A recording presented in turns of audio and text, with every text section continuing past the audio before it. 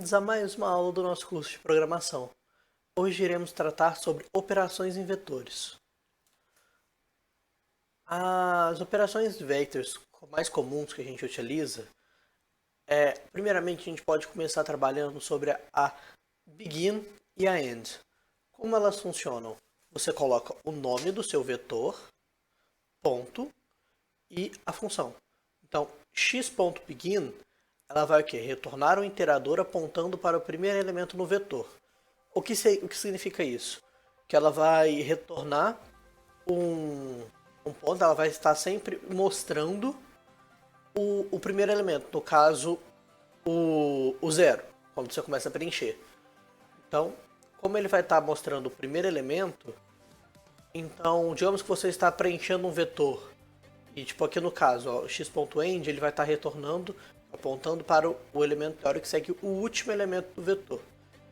Então, digamos que se no seu vetor tenha 5 posições, na primeira posição dele vai estar o begin, na última end, certo?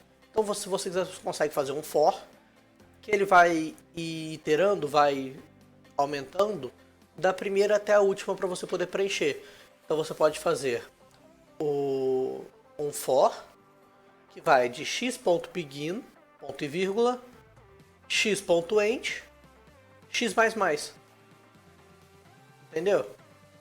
Então ele vai do início até o fim, aumentando de 1 em 1. Perfeito? E no caso a gente também tem as funções rbegin e rend, que funcionam basicamente da mesma forma que as funções de cima, só que elas fazem o inverso. A rbegin, ela retorna o que? O iterador reverso apontando para o último elemento do vetor. Ela se move do último para o primeiro elemento.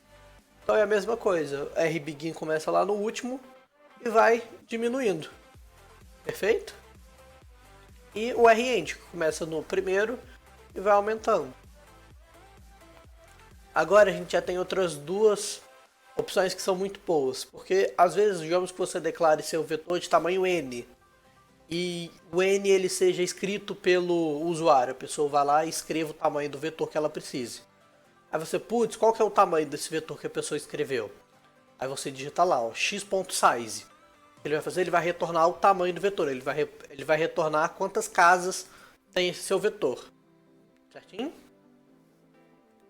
Uma outra coisa que é muito comum, muito utilizado quando a gente está trabalhando com essa parte um pouco mais avançada de vectors, de vetores, é o reverse. O reverse é o que? Você escreve reverse, aí entre parênteses x.begin, que é aquela função que a gente viu anteriormente, vírgula x.end. O que ele faz? Ele inverte os dois. Então ele vai retornar o valor do vetor da última posição até a primeira. Se o vetor tivesse preenchido com os números 1, 2, 3, 4, 5, depois de você rodar um reverse nele, ele estaria preenchido com 5, 4, 3, 2 e 1. Perfeito? E no x.et, que é a última coisa que a gente vai trabalhar na aula de hoje, ele retorna uma posição específica do vetor.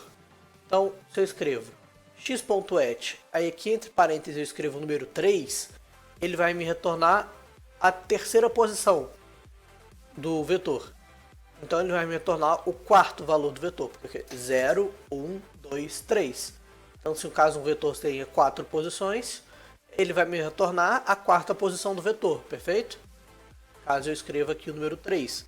Aí a mesma coisa, se eu escrever o número 0, ele me retorna a primeira posição. Entendeu?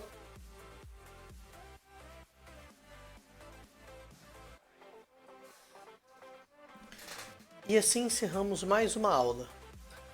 Caso você queira assistir a próxima aula, é só clicar no vídeo que está aparecendo logo aqui do meu lado agora.